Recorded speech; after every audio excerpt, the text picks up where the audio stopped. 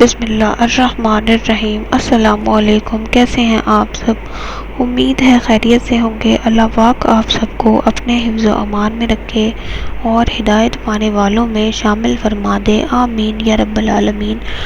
آج جو دعا میں آپ کے لیے لے کر آئی ہوں وہ ہے مرحومین کی مغفرت کے لیے دعا، اور بے حد مفید ہے۔ آپ اپنی تمام پریشانیوں کا حل، یہ دعائیں بتانے اور وظائف بتانے کا مقصد صرف یہ ہے کہ آپ اپنی پریشانیوں اور مشکلوں کا حل جو ہے وہ ادھر ادھر تلاش کرنے کے بجائے آپ قرآن پاک میں سے تلاش کریں۔ وہی بہترین حل ہوتا ہے جو آپ قرآن پاک میں سے تلاش کرتے ہیں۔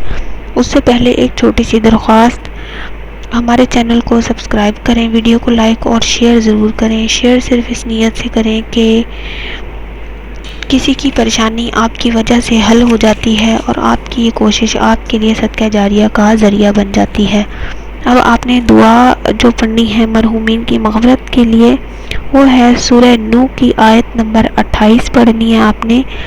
کوئی آپ کا والدین میں سے، رشتہ داروں میں سے کوئی انتقال کر گیا ہے یا اس دنیا سے رخصت ہو چکا ہے، اس کی مغفرت کے لیے آپ نے اس کے اصالہ ثواب کے لیے یہ دعا سورہ نوح کی آیت نمبر 28 پڑھنی ہے اور اس کی مغفرت کے لیے دعا کرنی ہے۔ انشاءاللہ تعالی اللہ پاک اس کی مغفرت فرما دے گا، یا اپنے عام مسلمانوں کی نجات و مغفرت کے لیے اور دشمن کی ہلاکت کے لیے بھی یہ دعا جو ہے وہ بے حد مقبول و مفید ہے۔ حضرت نوح علیہ السلام نے مانگی تھی، اور اپنے والدین کے لیے اور ساری امت مسلمہ کے حق میں دعائے خیر کرتے رہنا بھی سنت انبیاء ہے، اس لیے سب لوگوں کو دعا میں یاد رکھا کریں۔